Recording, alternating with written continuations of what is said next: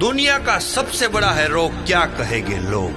जोर जोर થી દાંત કાઢશો ને તો લોકો ગાંડા કહે, હાચો પ્રેમ કરશો તો આવારા કહે, ધીમે ધીમે કામ કરશો ને તો ટાટા કહે, ફટાફટ કરશો તેમ કે બાપનું હું લૂંટાઈ જાય છે। કોઈ ભૂલ થઈ ને તો સલાહકારો વધી જાય ને ક્યારેક રડાઈ જાય તો માય કાંગલા કહે, અને મજબૂત થઈને આ સમાજની અંદર રહ્યા ને તો લાગણી વિનાને કહે, ને ઘરવાળીને સાહેબ થોડોક વધુ પ્રેમ થઈ જાય ને તો વવ વગો કહે, અને માનું જો માનવા માંડ્યા દુનિયા માવડીઓ કહે। દુનિયાને એકેય બાજુથી હું ને તમે નથી પહોંચી ગવાના, કારણ કે દુનિયાના 90% લોકો સાહેબ કે સમાજ હું કરે છે, બીજાનું ધ્યાન રાખવા જ જન્મ લીધો છે। જીવન બહુ ટૂંકું છે મારા વાલા, ઈશ્વરનું બેસ્ટ સર્જન એટલે માણસ છીએ, અને આપણે કેવા છે ને એનું સર્ટિફિકેટ સાહેબ સમાજ પાસે લેવાની જરૂર નથી। તમારા હૃદયને પૂછો, હૃદયને વિશાળ બનાવો, નીતિ અને ગતિને શુદ્ધ રાખો। તમે ખુલ્લા આકાશની અંદર ઉડી શકવાની તાકાત ધરાવો છો સાહેબ, બસ શરત ખાલી એટલી છે, પાંખો તમારી હોવી જોઈએ, સમાજની નહીં।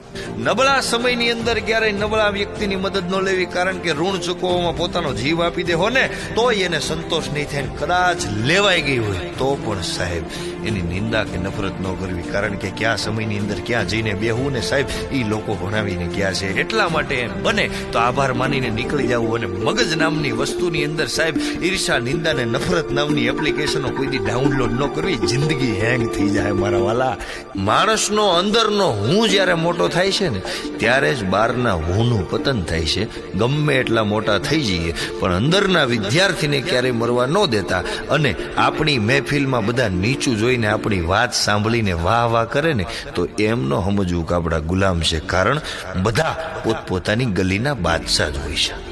બીજાને ડરાવનારાને મેં અંદરથી બહુ ડરતા જોયા છે, ઈર્ષાળુઓને ઊંડી ખાઈમાં પડતા જોયા છે, શંકાશીલ માણસોને મોટા જહાજોમાં પણ મરતા જોયા છે, અને ઈશ્વર ભરોસે રહેનારા પાંધી તૂટેલી નાવમાં પણ મેં તરતા જોયા છે। પ્રેમના સંબંધમાં બુદ્ધિનું કોઈ કામ નથી, પૃથ્વી કોઈના બાપના ઓર્ડરથી થોડી ફરે છે, આ પ્રકૃતિ ભોળપણને ચાહે છે, એટલે તો નિખાલસ માણસોની આજુબાજુમાં બુદ્ધિશાળીઓ ફરે છે। યાદ રાખજો, અહીંયા મારા અને તમારા નિયમો ને સિદ્ધાંતો ને પોતિકા સત્યની કોઈ વેલ્યુ નથી, કારણ કે આપણે જેના ઘરમાં ભાડે રહેતા હોય ને સાહેબ એની ઘરની દિશા અને દશા ને વાતાવરણનું એના માલિકને જ ખબર હોય, અને આપણો માલિક પરમાત્મા છે, એના નિયમો ને સિદ્ધાંતોથી આપણે ચાલવું જોઈએ। બાકી સિકંદર ને નેપોલિયન જેવા અહીંથી ઘણા નીકળી ગયા, અને હાથીને ટન મોટે ખાવા જોઈ છે, છતાં પણ કોઈ વ્યવસ્થાની જરૂર નથી, અને હું ને તમે 2 રોટલીના પેસેન્જર છીએ। ભરોસો ન થાય ને તો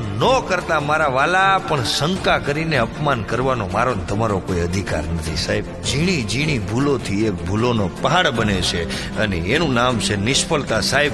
એક એક ભૂલોને સુધારવા માટે જિંદગી ખર્ચી નાખવી પડે છે। રોજે રોજ ઝીણી ઝીણી ભૂલોને સુધારી લઈશું ને તો નફાની અંદર જિંદગી હશે, અને જેને પોતાની ભૂલો શોધવાની તાલાવેલી છે તે વ્યક્તિ પોતાના જીવનને નવી ઊંચાઈ તરફ લઈ જાય છે, અને મને દયા આવે છે એ લોકો ઉપર કે જે પોતાની ભૂલને ભૂલ નથી એ સાબિત કરવામાં પોતાનું અનમોલ જીવન ખર્ચી નાખે છે। જીવનમાં માણસને ઠાક શેનો લાગે છે ખબર છે? આખી જિંદગી મેં આના માટે આ કર્યું, છતાં પણ એ વ્યક્તિએ મારા માટે કંઈ કર્યું નહીં। આ અપેક્ષા માણસને જીવનમાં ઠકવી દે છે, અને મોટી વાત તો એ છે કે આપણે ઘણું બધું જીવનમાં જાતું કરી દઈએ છીએ, પણ છેલ્લે એક વાત લઈને ઊભા હોઈએ છીએ કે મેં આના માટે કેટલું જાતું કર્યું, પણ એ વાતને આપણે ક્યારેય જતી નથી કરતા। એ જીવનમાં ઠાકોરો બહુ મોટો લાગે છે। હું અને તમે કોઈ માટે કરતું નથી, બધા એકબીજાનું માધ્યમ છે, અને આપણે કોઈને ઉચકીને ચાલી રહ્યા છીએ ને એ બહુ મોટો વહેમ છે સાહેબ।